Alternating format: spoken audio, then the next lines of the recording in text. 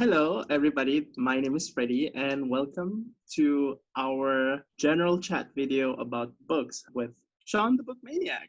Hey, Freddie, how you doing? Great. How are you? I'm good. So, Freddie, your channel is Sluggish Reader, Yes, that's right. and this is my second in an ongoing series of Zoom chat videos that I'm doing with booktubers who are new to me and/or booktubers who I think are woefully undersubscribed as a way of the thing to do that people do on booktube is they do a shout out, maybe a one video where they praise and recommend a bunch of new booktubers to their subscribers, and that's great, but I think this is more fun. I'm just bringing them onto my channel for a chat, an extensive chat about books. So that's why Freddie is here, and that's why I'm on his channel. So how long have you had your channels? So far, 4 months. I started in January 2020. Tell us about yourself. I'm from Malaysia. I live in a city called Johor Bahru, and I've actually lived here for perhaps 3 years, and I work at a factory, and I've been working there for 3 years as well, and that's pretty much why I'm here in the city. And I just started my channel this year because I thought that I just wanted to do something a bit different for myself, something personal. And I've always been quite nervous when it comes to recording myself, sharing my thoughts. But I thought, well, I've always wanted to talk about books that I've read before. And I think YouTube is, at first, it wasn't like the first choice because I never thought that I would actually open a channel. But then I was inspired when I looked at other videos by other booktubers. For somehow one day it just dawned on me that what if I just open a booktube video, and that's how it is. That's great. That's awesome. So tell us about yourself as a reader. What kind of a reader are you? As my channel title goes, Yeah, what's up with your channel title? I'm a very slow reader, actually. And it's slow because of a few reasons, external, internal reasons. There are all sorts of those. I'm currently trying to work on those internal reasons on why my reading is slow. But at the same time, I'm also trying to kind of like juggle it with the commitment that I have outside my reading life and try to fit my reading habits into it. Just maybe learn how to develop new reading habits. And now that I'm working, and my work hours tend to be quite hectic, so I'm trying to just figure out a way on how to read, when to read, and what else to do so that I could pay attention more to what I'm reading. Okay. So you say you're a slow reader. What does that mean? Like, for example, you read how many books in a month, or is that what you mean? What Yeah. do you mean? You don't read a lot, or you read, it takes you a long time to finish a book? What do you mean by slow reader? Because for me, slow reading is that I like to take a long time to finish a novel, which means that I'm usually reading a lot of books at the same time, and I like to stretch each of them out for several weeks, if not a few months. But is that what you mean? That definitely happens to me. Actually, reading multiple books at one time is something that I just started recently. Welcome to BookTube. It happens to all of us. And it is actually quite fun to read different books at different times, because you can kind of switch back and forth between different moods, different genres, and it kind of makes my life more colorful. But in general, I guess I read a book slow because one is that my mind tends to wander a lot to other places. So when I do read a book, when that happens, sometimes my body physically is able to read the paragraph, the sentences, but I won't be able to catch the meaning, and so I have to read it again. And so I am currently just trying to figure out a way on how to make myself focus better when I read book instead of just wandering around mentally. Try to be more mindful of what I'm reading.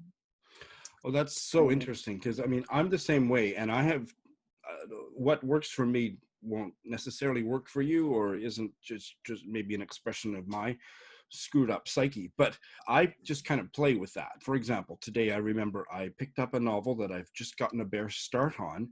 It took me, I think the first paragraph on the page that I was trying to read, I read it without taking any of it in 8 times, 10 times. My mind just kept on, and I had to keep, and I just sat with that, and I just came back to it and came back to it, and then finally it registered, and then I could carry through 5 or 10 pages.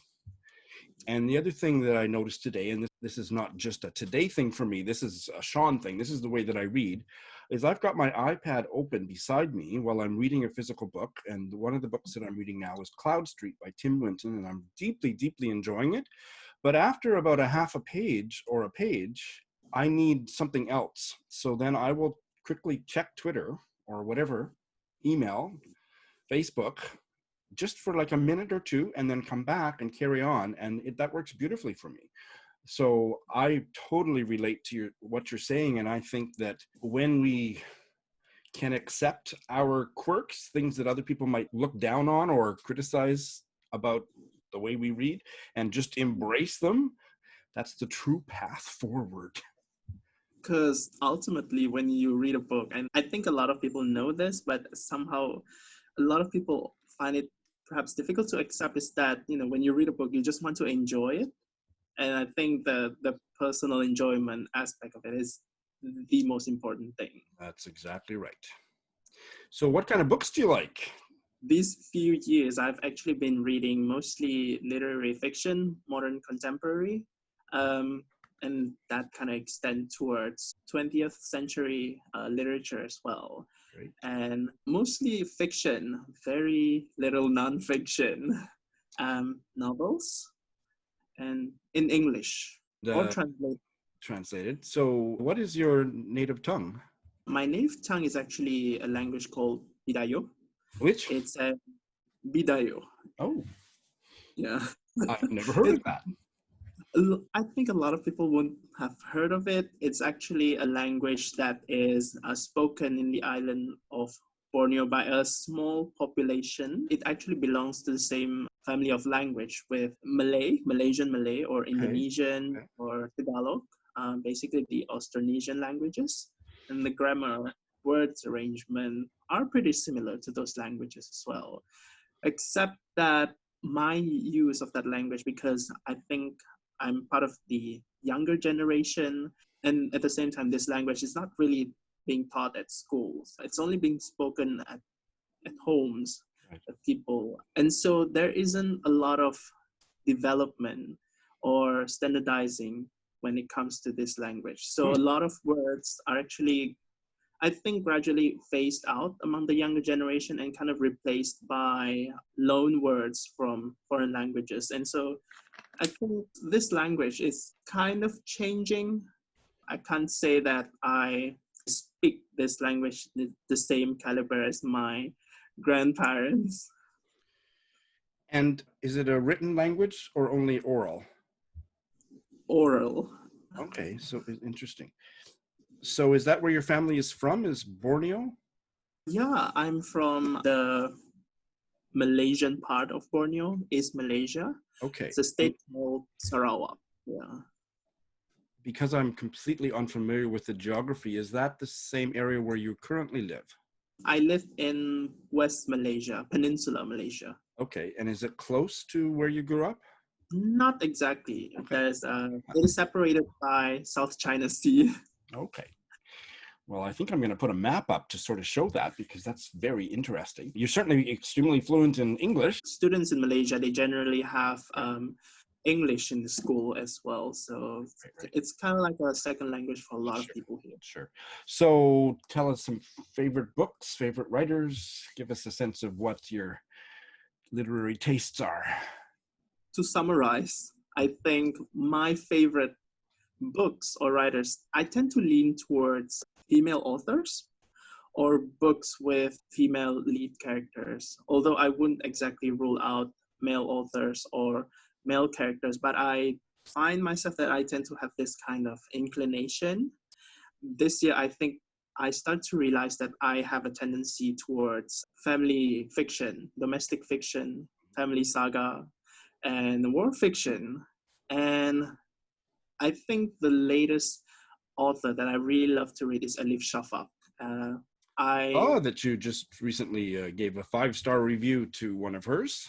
Yeah, I've read I think 5 novels of her so far because Wow. when I saw her novel at the bookstore, I just grabbed it because I just like her writing so much. She writes sympathetically and even to characters that aren't really sympathetic or really good people, and you can kind of feel the humanity in a lot of those characters. Right. I Well, also like Isabel Allende. ah, Yeah, although I do think that her newer books are slightly, they just don't feel as great compared to her stuff like The House of the Spirits. uh-huh. And also Irene Nemirovsky. I like her writing as well. She was a The French, right? one who wrote, yeah, Got, French. I didn't can't she remember die her. in the? She's not Uh, maybe ethnically French, but wasn't she? Um, Ukrainian? her most famous one is Suite Française. that's right. So that's what I'm thinking French. She's probably not French at all. Yeah, but she wrote a lot about French characters. Yeah, she was of Ukrainian Jewish origin, lived in France, died 1942 in one of the camps, right? Yes, that's right. Auschwitz. She died in Auschwitz. Yeah, I haven't read her. So Sweet Française is supposed to be amazing. Well, it was a wonderful read. Although I do have some thoughts about it, that book is actually unfinished. It's an unfinished manuscript, Okay. and you could totally feel that when you once you get to the end of the book. It had 2 parts. I like the first part much better than the second part.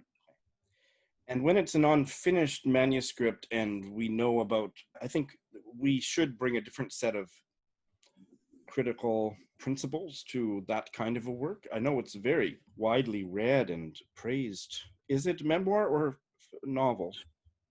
It is supposed to be a novel Uh-huh. that was very long. I think it was meant to be like a 5 volume, and it was only 2 volumes were done in that whole novel. Okay. I think it probably is going to be slightly different, probably more fleshed out if those the rest of the volumes have been completed, because there are seemingly some loose ends that were not really tied up. Okay. But overall, I still think that it was really written beautifully, and I really loved it. When I bought it, I didn't know about the author. I've never heard of her before, but I thought that the cover looked nice. Well, So if that's what brings you to a great work of literature, that's wonderful. yeah, I was Um, literally booked by its cover. you recently read Anita Bruckner's Hotel du Lac, didn't you? Yes, that's right. And you liked it a lot. I liked it. Yeah, I do. I just read it about a year ago, and I didn't like it as much as you did, but there was a lot about it that I really liked. Speaking of slow reading, I did this as a buddy read with another booktuber, Amy of From the Dusty Bookshelf. And we Hmm. agreed to do it over like a weekend. So I read it in like 2 or 3 days. And it's a short book. It's easy to read it in 3 days. But because I read Yes. it so quickly, I remember so little about it that I can't even confidently express what it was that I didn't like. But it was something it was the ending basically that didn't work as well for me as how it was set up. But tell us why you liked it. I think that that book is another great example of how a character develops in a short novel. Because when you have a short novel, it's kind of tricky to develop a character and kind of shows the change of the character because you don't have a lot of space to do that. And I thought that the action of the novel really happened towards the end. At the beginning, it was all about introducing the characters and the scenes and the hotels. Most of the establishment of the whole thing was done in the beginning, but it was the end that you really see how the main character, this woman called Edith, really reacts to the things that she is trying to escape. Like we know that she's trying to escape something, or she's trying to figure out something, but she literally does not know what to do. And we kind of know what is good for her, but we can't tell her anything because we're the readers. And it was really satisfying to see her make a decision that just kind of agree with us. And it's like, you're so happy. It's like, yeah, finally at the end, she's doing something that would probably do her much good. And that's so interesting because, as I just said, I read it so quickly, I don't remember the ending. I'm going to try to find my wrap-up comments, and I'll put it right into the video. How's that? Is Anita Bruckner's Hotel du Lac, which was a buddy read with Amy of From the Dusty Bookshelf.